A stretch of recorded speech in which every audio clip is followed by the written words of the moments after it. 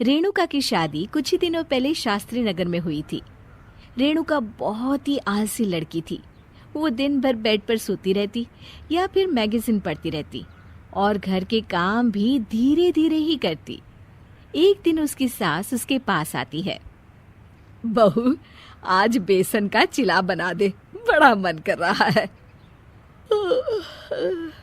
हाँ मम्मी जी, बनाती हूँ थोड़ी देर में। थोड़ी देर में?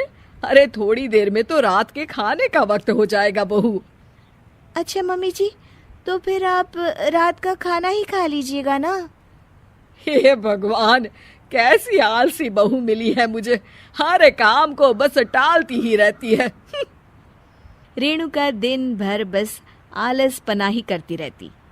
एक बार रात के खाने पर सब बैठे हैं तो रेणुका का पति कहता है, अरे ये क्या, आज फिर से करेला? रेणुका, हफ्ते में तीसरी बार ऐसा हुआ है कि करेला बन रहा है। कुछ भी बना लिया करो। अरे इतनी सारी सब्जी मिलती है मार्केट में। हाँ, पर अब कौन मार्केट जाए और सब्जी लेकर आए, इसलिए जो था घर पर वही बना दिया। बहू, फ्रिज खोल कर देखती तो पता चलता कि सारी सब्जियां रखी होती है, पर तुम्हारा आलसपन खत्म हो तो तुम्हारी नजर जाए ना। विशाल कमरे में आकर रेणुका से पूछता है, रेणुका, मैंने कहा था तुमसे कि मेरे लिए रुमाल ले आना। मेरे सारे रुमाल खराब हो गए हैं। तुम ले आई क्या? आज नहीं गई, कल ले आऊंगी। ओफो, पिछले 4 दिनों से मैं यही सुन रहा हूँ। बिना रुमाल के ऑफिस जाना पड़ रहा है। तुम तो बहुत ही आलसी होती जा रही हो रेणुका। आपको रुमाल की जरूरत है ना, तो खुद ही खरीद लीजिए ना। हाँ, अब वही करूंगा। तुम्हारे भरोसे बैठा रहा तो कुछ नहीं होगा। एक दिन दरवाजे पर बेल बज रही होती है और रेणुका सोफे पर बैठी होती है, पर आलस में दरवाजा खोलती ही नहीं। अरे बहू, कितनी देर से बेल बज रही है? क्या कानों में रुई डालकर बैठी हो जो सुनाई नहीं दे रही बेल? मम्मी जी, अब आप आ ही गई हैं तो आप ही खोल दीजिए ना दरवाजा। क्यों मुझे ताना मारकर और देर कर रही हैं? अरे वाह, उल्टा चोर को तवाल को डांटे। सास दरवाजा खोलती है तो उसकी पड़ोसन दरवाजे पर खड़ी होती है। दरवाजा खोलने में इतनी देर क्यों हो गई? सब सो गए थे क्या? और ये भी कोई वक्त है क्या सोने का? हाँ?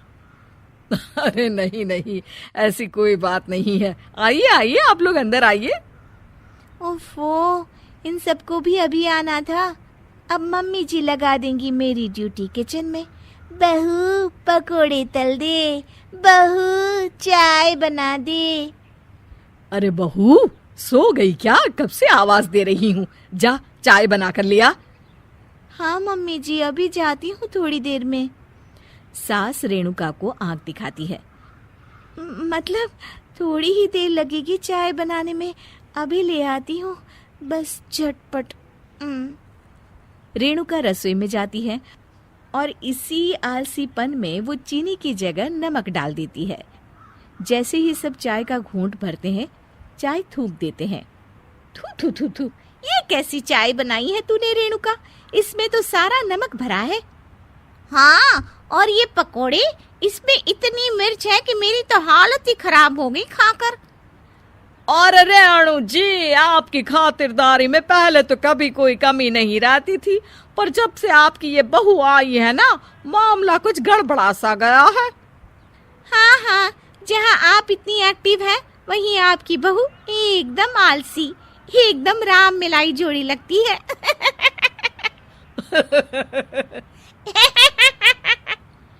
अच्छा जी, चलते हैं अब। नमक वाली चाय पिलाने के लिए बहुत बहुत शुक्रिया। सब वहां से चले जाते हैं। अरे तूने तो मेरी नाक ही कटा दी बहू। वे लोग क्या सोच रहे होंगे मेरे बारे में? मम्मी जी, मैंने तो शक्कर ही डाली थी, पता नहीं नमक कैसे बन गई शक्कर। शक्कर नमक नहीं बना बहू रानी, तुम्हारा ये जो आलसपना है ना, ये उसी का नतीजा है। सॉरी मम्मी जी, अब मैं ये आलसपन छोड़कर सारे काम अच्छे से मन लगाकर करूंगी।